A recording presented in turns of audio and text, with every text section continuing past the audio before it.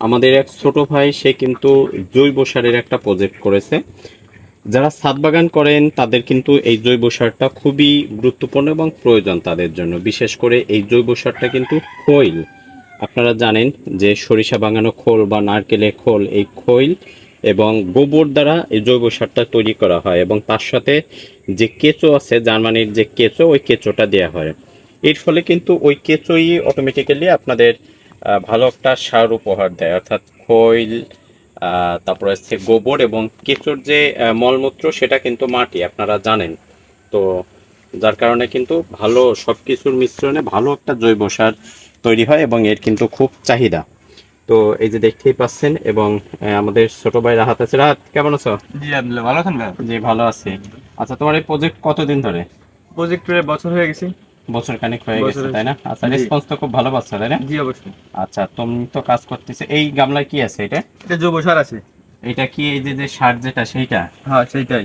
আচ্ছা, খুব ঝুরঝুরে আমরা দেখতে হ্যাঁ, পাচ্ছি। আচ্ছা, চাপাতির মতো আর কি। হ্যাঁ, চাপাতির মতো। মানে এইটা আছে, তুমি যে গোবর দাও আর হ্যাঁ হ্যাঁ। খোল দাও আর হুম। সাথে কেঁচো দিয়ে দিলে হ্যাঁ, এরকমের অটোমেটিক্যালি ঝুরঝুরে হয়ে অটোমেটিকলি যায়। 3 মাস টাইম লাগে, 3 মাস পরে অটোমেটিকলি এমনি আচ্ছা, হয়ে মানে যায়। এই সার হতে 3 মাস সময় 3 মাস লাগে। টাইম লাগে, হ্যাঁ। আচ্ছা, এই যে দেখতে পাচ্ছেন একটু ঝুরঝুরে, দেখেন কতটা একদম পুরো মাটি হয়ে গেছে।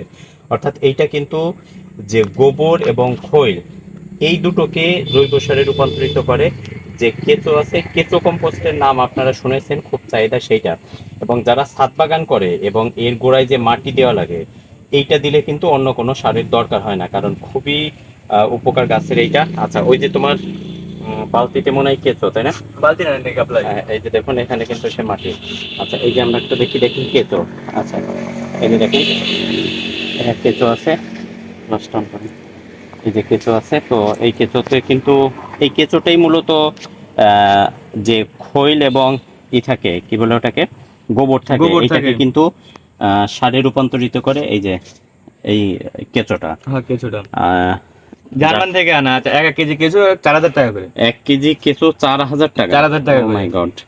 দেখেন, তারপরে আমি 1.5 মাস পরে পাইছিলাম। 1.5 মাস পরে? জি। আচ্ছা, অর্ডার দিয়ে 1.5 মাস পরে হ্যাঁ, পেয়েছিলেন? 1.5 মাস পরে পাইছিলাম। আচ্ছা, এই যে দেখেন, এখানে কিন্তু আছে, আপনারা দেখতে পাচ্ছেন। আচ্ছা রাত, তুমি জি। এগুলো সেল দাও কি হিসাবে? কেজি হিসেবে সেল দিতে। কেজি হিসেবে? জি। কেজি কত করে এগুলো? কেজি আমাদের গ্রামে থেকে 20 টাকা 25 টাকা। 20 টাকা, 25 25 টাকা। টাকা আচ্ছা, এমন। তুমি কয় টাকা করে দিবা? 25 না 20 টাকা?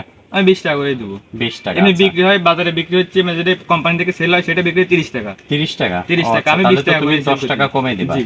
আচ্ছা, প্রিয় দর্শক, কেঁচো কম্পোস্ট যারা কেনে, আমিও এর আগে, আমাকে দু এক জায়গা থেকে নক করেছিল, তারাও কিন্তু 30 টাকা 25 টাকা করে দেয়। কিন্তু এখান থেকে নিলে আপনারা 20 টাকা পাবেন এবং হোম ডেলিভারি দেওয়া হবে। খুলনা শহরে হোম ডেলিভারি দেওয়া হবে এবং অন্যান্য জায়গায় আপনারা কুরিয়ারের মাধ্যমে নিতে পারবেন।